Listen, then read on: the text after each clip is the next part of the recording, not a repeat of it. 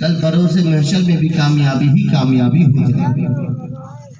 اس لیے کہ مومن کی سب سے بڑی کامیابی ہے، مسلمان کی سب سے بڑی اگر کامیابی ہے تو وہ جہنم کی آگ سے بچنا اور بچانا کامیابی۔ عزیزان ملت اسلامیہ، آپ سوال پیدا کر سکتے مولانا جہنم کی آگ سے، حضرات میں آپ کو مثال کے طور پر بتاؤں، آج اگر ہماری انگلی یہ دنیاوی آگ سے جل جائے تو ہم آگرہ کے کسی ہاسپٹل میں سارے ڈاکٹروں کے چکر لگا لیتے ہیں تاکہ جلد سے جلد ہماری انگلی مرمت ہو جائے، صحیح ہو جائے۔ لیکن عزیزان ملت اسلامیہ، آگرہ میں اگر ہماری انگلی ٹھیک نہیں ہوتی ہے تو ہم چلے جاتے ہیں پوریا میں بھی اگر ٹھیک نہیں ہوتی ہے تو ہم چلے جاتے ہیں آسنسول کسی بڑے ہاسپٹل میں اور کسی بڑے سرجن کے پاس سے ہم جا کے چیک اپ کراتے ہیں تاکہ ہماری انگلی جلد سے جلد صحیح اور سلامت ہو جائے۔ لیکن عزیزان ملت اسلامیہ، یاد رکھو یہ دنیاوی آگ ہے جس کے بارے میں میرے آقا علیہ السلام نے فرمایا کہ جب رب تبارک و تعالیٰ نے حضرت آدم علیہ السلام کو یہی آگ دینا تھا تو جبریل امین نے اس آگ کو 70 مرتبہ رحمتوں کے بارش سے دھو کر کے حضرت آدم علیہ السلام کے حوالے کیا تھا۔ جب اس آگ کی اتنی تپش ہے، عزیزان ملت اسلامیہ، صحن فکر کو قریب کرو میں آپ کو بتانا چاہوں گا، لیکن میرے آقا علیہ السلام نے ارشاد فرمایا کہ جب اللہ تبارک و تعالیٰ جہنمی کو جہنم میں ڈالے گا اور اس میں سب سے نیچا اور کمتر جو عذاب ہوگا اس کے پاؤں میں جہنم کے آگ کی جوتی پہنائی جائے گی، جس کے ذریعے سے اس کے دماغ اور اس کا مغز کھولتا ہوا نظر آئے گا۔ اے چونا بھٹی کے مسلمانوں، اب ذرا غور و فکر کرو عزیزان ملت اسلامیہ، جب کسی کو جہنم میں ڈالا جائے گا تو اس کو کتنی تکلیفیں ہوگی عزیزان ملت اسلامیہ۔ اس لیے میں آپ سے گزارش پیش کروں گا کہ آپ کو اپنے آپ کو بھی جہنم کے آگ سے بچانے کی تیاریاں کرو اور اپنے گھر والوں کو بھی جہنم کے آگ سے بچانے کے لیے تیاریاں کرو۔ اگر کوئی جہنم کے عذاب سے بچ گیا تو قسم خدا کی رب تبارک و تعالیٰ اس کی قبر میں بھی کامیابی عطا فرمائے گا، اس کے حشر میں بھی کامیابی عطا فرمائے گا، یہاں تک کہ ہر جگہ کامیابی عطا فرما کر بروز محشر میں جنت الفردوس میں اعلیٰ سے اعلیٰ مقام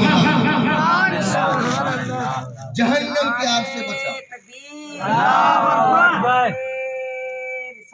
یا رسول اللہ مسلک اعلی حضرت زندہ باد، فرمائے اہل سنت زندہ باد، نعرہ تکبیر اللہ اکبر، مسلمانان چونا بھٹی زندہ باد، مسلمانان ہندوستان زندہ باد، ہندوستان کا مسلمان زندہ باد۔ حضرات آپ سوال پیدا کر سکتے ہو، امام صاحب قبلہ سے پوچھ سکتے ہو، امام صاحب ہم جہنم کی آگ سے اپنے آپ کو کیسے بچائیں؟ مولانا ہم اپنے آپ کو اور اپنے گھر والوں کے جہنم کی آگ سے کیسے بچائیں گے؟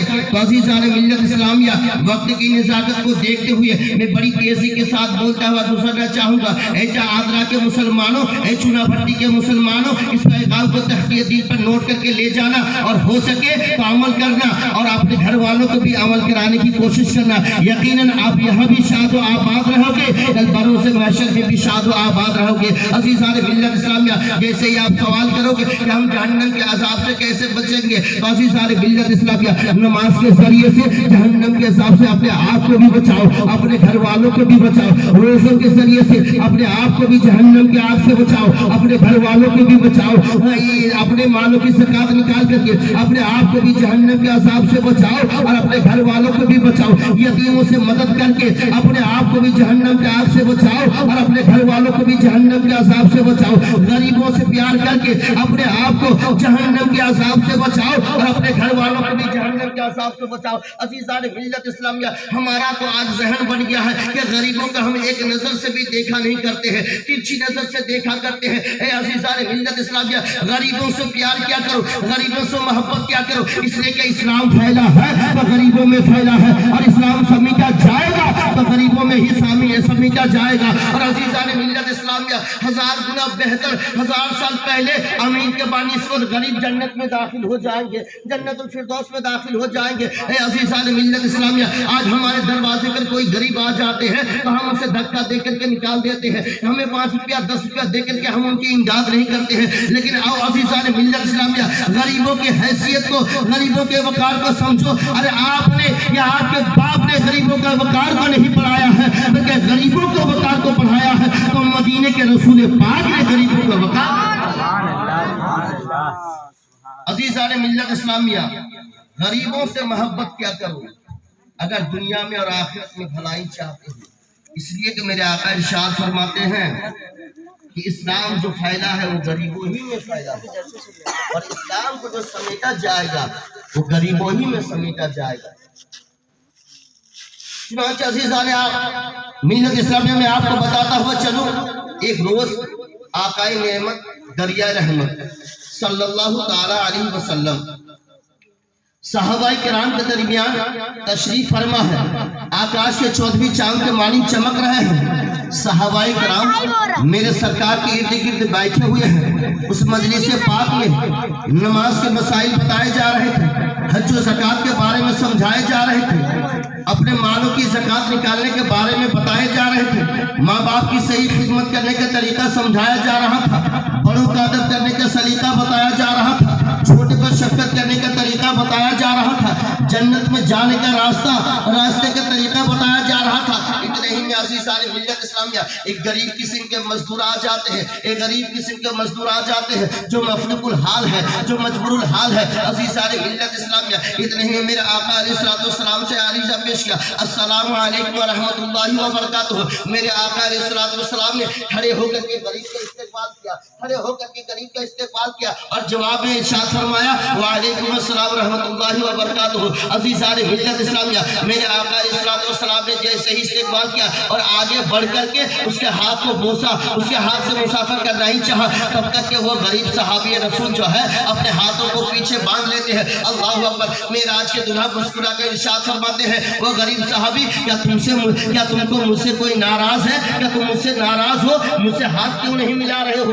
अज़ीज़ान मिल्लत इस्लामिया इतना सुनना था, वो गरीब सहाबी रसूल की आंखों में आंसू आ जाते हैं। या रसूल अल्लाह, या हबीब अल्लाह, वो तो बदकिस्म, वो बदबख्त ही होगा जो आपके हाथ से और आपकी जात से मुसाफा ना करना चाहेगा। वो बड़ा बदकिस्म के इसका इंसान होगा जो आपके हाथों से मुसाफा करना नहीं चाहेगा। लेकिन या रसूल अल्लाह, या हबीब अल्लाह, मैं हालात से मजबूर हूँ, मैं बड़ा ही गरीब इंसान हूँ, मैं मफलुकुल हाल इंसान हूँ, मैं मजबूरुल हाल इंसान हूँ और मैं एक मजदूर किस्म का इंसान हूँ। मैं मजदूरी करते करते मेरे हाथों में गट्टे पड़ गए हैं, मेरे हाथों में छाले पड़ गए हैं। या रसूल अल्लाह, और आपके हाथ, आपकी यदे मुकद्दस से तो बड़े नाजुक और नरम है। या रसूल अल्लाह, जब मैं मुसाफा करूंगा तो हो सकता है आपके हाथ में गड़ जाए और आपको तकलीफ सी महसूस हो जाए। लेकिन या रसूल अल्लाह, इस गुलाम को आपको तकलीफ देना मकसद नहीं है, इसीलिए मैं अपने हाथ को पीछे कर लिया।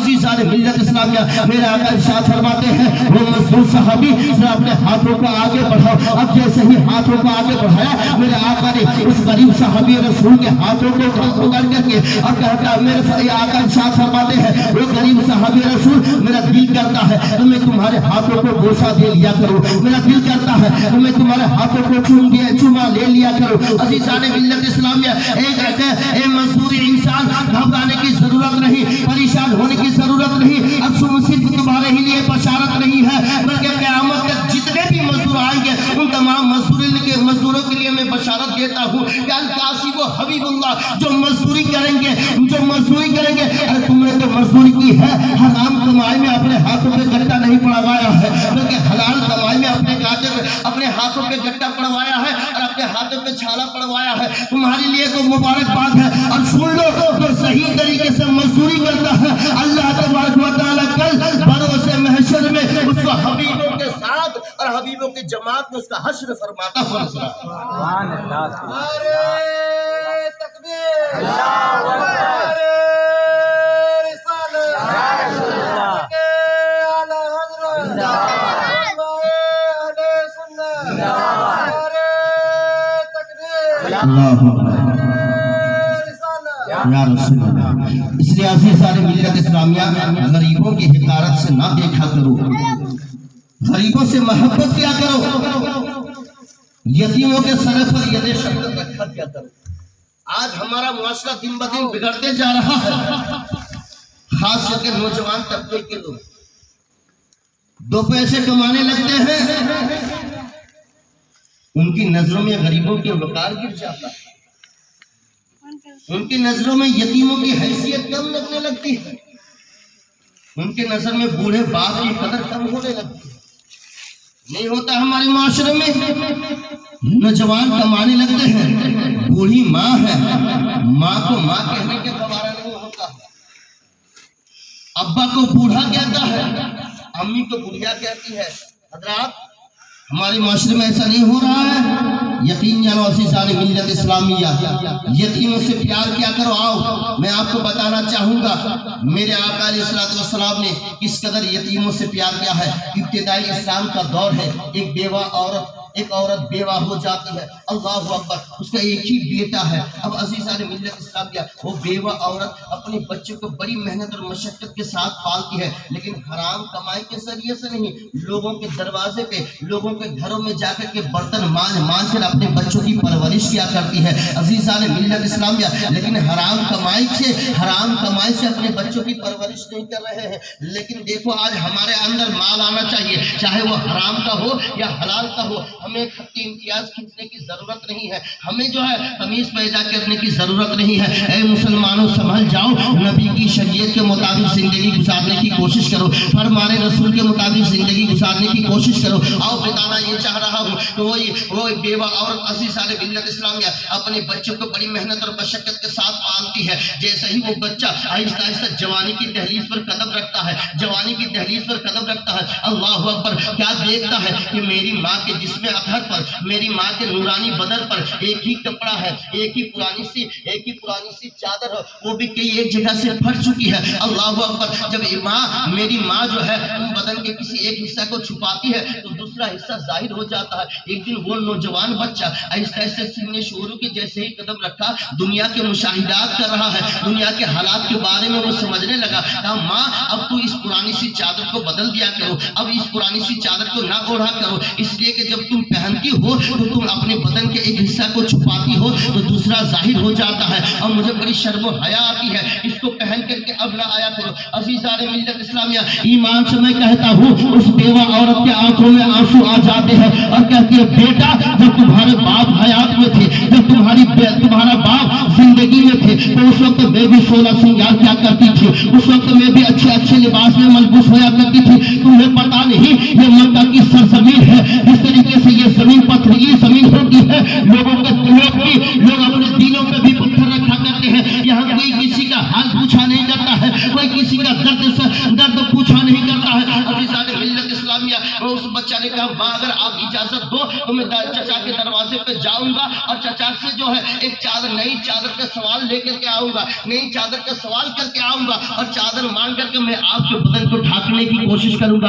अम्मी कहती है, बेटा तुम्हें पता नहीं है यहाँ के लोग किस तरीके से दरिंदे की जिंदगी गुजारते हैं, तुम्हें मालूम नहीं है यहाँ कोई किसी का पुछाने हाल नहीं होता है। जिस तरीके से मक्के की जमीन पथरीली जमीन होती है, लोगों के दिल भी यहाँ पत्थर जैसे होता है, यहाँ कोई किसी का नहीं है। बेटा तुम्हारी जरूरत और तुम्हारे सवाल तो मुकम्मल और पूरे नहीं करेंगे। अज़ीज़ान मिल्लत इस्लामिया, माँ इजाजत तो दे दे, माँ इजाजत तो मरहमत फरमा दे। माँ ने इजाजत दे दिया। अब अज़ीज़ान मिल्लत इस्लामिया, ज़हन फिक्र को करीब करो। वो छोटा सा बच्चा अपनी नन्ही मुन्ने कदम से आगे बढ़ता हुआ अपने चचा के दरवाजे पर दस्तक देता है। जैसे ही दस्तक देता है, अंदर से चचा बोला, कौन है? कहा, चचा दरवाजा खोल तो सही। जैसे ही दरवाजा खोला गया, क्या देख रहा है कि मेरा भतीजा है। कहता, तू कौन है? तू पहचानता नहीं? मैं तुम्हारा भाई का बेटा हूँ। कहा, किस लिए आए हो?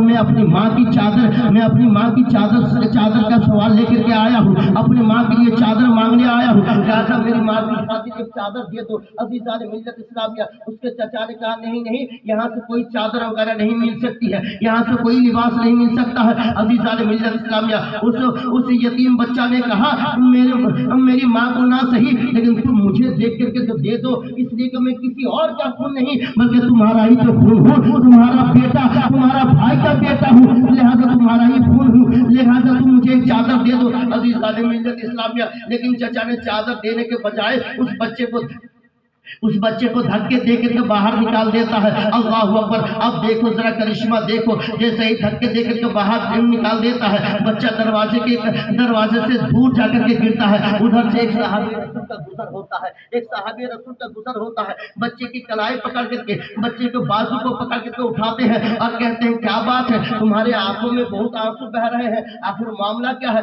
आप होते कौन है मेरे मामलात में दखलंदाजी करने के लिए? जाइए, आपका रास्ता अलग है, मेरा راستہ الگ ہے. آپ میرے زخموں پہ نمک چھڑکنے کا کام مت کیجیے, آپ میرے زخموں میں جو ہے گرم ہوا مت دیجیے. عزیزان ملت اسلامیہ, تب تک کہ وہ صحابہ رسول نے کہا کہ نہیں بیٹا ذرا بتاؤ تو صحیح. جیسے ہی صحابہ رسول کے زبان سے بیٹا کا لفظ بیٹا نکلا تو اس یتیم بچے کو کچھ سہارا مل گیا کہ یقیناً یہ ہماری مدد کرے گا, یقیناً ہماری نصرت کرے گا. تب تک کہا کیا معاملہ ہے؟ معاملہ یہ ہے کہ میں اپنے ماں کی چادر, میں اپنے ماں کے لیے چادر کے سوال کے لیے گیا تھا, لیکن میرے چچا نے جو چادر نہیں دیا ہے. عزیزان ملت اسلامیہ, اب صحابی رسول مسکرانے لگے کہ وہ بچہ, ہم مسکرانے لگے. اب جیسے ہی وہ بچہ مسکراتے ہوئے دیکھا تو میں نے کہا تھا نا کہ ہم میرے حالات کو برداشت نہیں کر پائیں گے. میرے آنکھوں میں آنسو آپ کو دیکھا نہیں گیا, میرے حالات پر آپ مسکرا رہے ہیں, میرے حالات کا مذاق اڑا رہے ہیں, میرے حالات پہ آپ ہنس رہے ہیں. اب بیٹا وہ بات نہیں ہے کہ میں تمہارے حالات پہ ہنس رہا ہوں, بلکہ آؤ میں تمہیں ایک